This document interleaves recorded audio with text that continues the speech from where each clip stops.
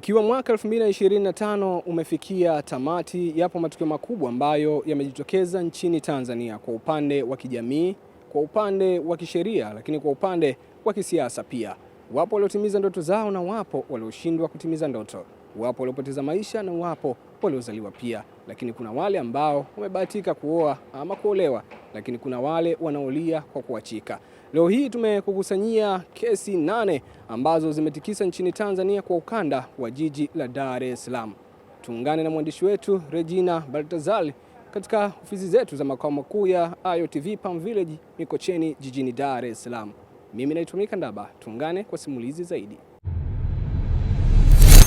Zifuatazo ni kesi 7 kubwa zilizotikisa taifa, hasa katika ukanda wa Dar es Salaam. Namba 1 ilikuwa ni kesi ya uhaini dhidi ya mwenyekiti wa Chadema Tundu Lissu. Kesi ya uhaini inayomkabili mwenyekiti wa Chadema Tundu Lissu ni miongoni mwa kesi nzito zaidi mwaka 2025.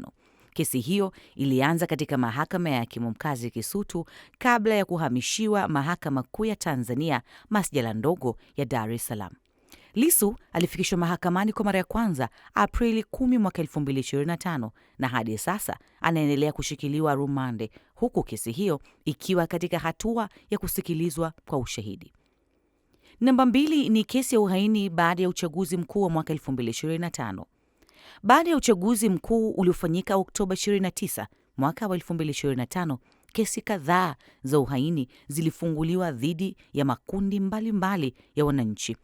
Miongoni mwa waliokutwa katika mkondo huo ni mfanyabiashara Jennifer Joven maarufu Nifa pamoja na wenzake 21. Walifikishwa kwa mara ya kwanza katika mahakama ya hakimu mkazi Kisutu Novemba 7 mwaka 2025 wakikabiliwa na mashtaka matatu yasiyo na dhamana. Hata hivyo, Disemba 3 mwaka 2025, kesi hiyo iliondolewa mahakamani na washtakiwa wakaachiwa huru baada ya mkurugenzi wa mashtaka DPP kueleza kutokuwa na nia ya kuendelea na mashtaka. Kesi nyingine ni kusababisha madhara ya mwili inayowakabili wanafunzi 3 wa vyuo vikuu akiwemo Mary Matogolo mwenye umri wa miaka 22, mwanafunzi wa chuo kikuu cha Dar es Salaam.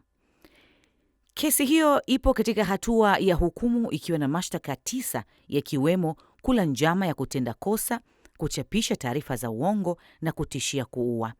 Inadaiwa kuwa Machi 16 mwaka 2025, eneo la Sinza wilayani Ubungo, Mary na Asha walisambaza taarifa za uongo kupitia mtandao wa WhatsApp zenye maneno: toa sauti, umefanya mapenzi na Mwijaku lini na wapi? Kesi nambari 4 ni kesi ya mgogoro wa rasilimali ndani ya Chadema.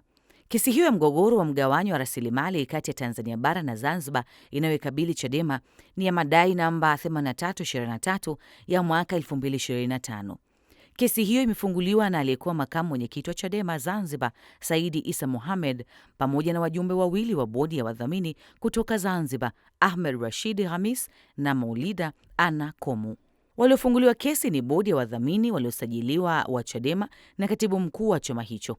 Uamuzi wa kesi hiyo unatarajiwa kutolewa Februari mwaka 2026 katika mahakama kuu masjala ndogo ya Dar es Salaam. Namba 5 ni hukumu ya kujaribu kumteka mfanyabiashara Kinondoni.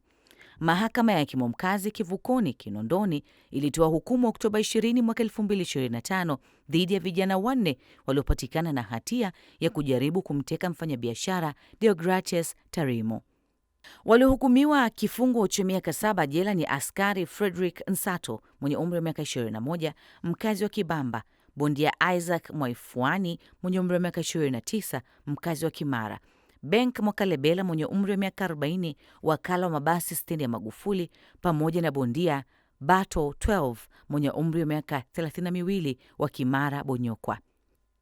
Mahakama hiyo ilimwachia huru Nelson Msela mwenye umri wa miaka 24, dereva wa teksi, na Anita Temba mwenye umri wa miaka 27 baada ya upande wa mashtaka kushindwa kuthibitisha tuhuma dhidi yao. Ilidaiwa kuwa Novemba 11 mwaka 2024, eneo la Kiluvya Madukani, wilaya ya Kinondoni, washtakiwa walijaribu kumteka Deogratius Tarimo kwa lengo la kumdhuru mwili wake. Namba 6 ni kesi ya kusambaza taarifa za uongo Dr. Wilbrod Sila. Mwanasiasa mkongwe Dr. Wilbrod Slaa mwenye umri wa miaka 76 alishtakiwa kwa kusambaza taarifa za uongo kupitia mtandao wa X, zamani Twitter. Dr. Slaa alifikishwa katika mahakama ya hakimu mkazi Kisutu kwa mara ya kwanza Januari 10 mwaka 2025 katika kesi ya jinai namba 993 ya mwaka 2025 mbele ya hakimu mkazi mkuu Beda Nyaki. Hata hivyo, Februari 27 mwaka 2027 aliachiwa huru baada ya mkurugenzi wa mashtaka kusema hana nia ya kuendelea na mashtaka dhidi yake. Nambari 7 ni kesi ya uhujumu uchumi dhidi ya mwigizaji Nicole Berry.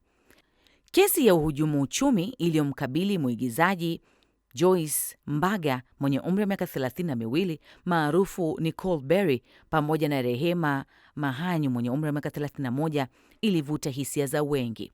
Wawili hao walifikishwa mahakama ya hakimu mkazi Kivukoni, Kinondoni kwa mara ya kwanza Machi 10 mwaka 2025 wakisomewa mashtaka matatu yakiwemo kuongoza genge la uhalifu na kupokea fedha kiasi cha shilingi milioni 185.51.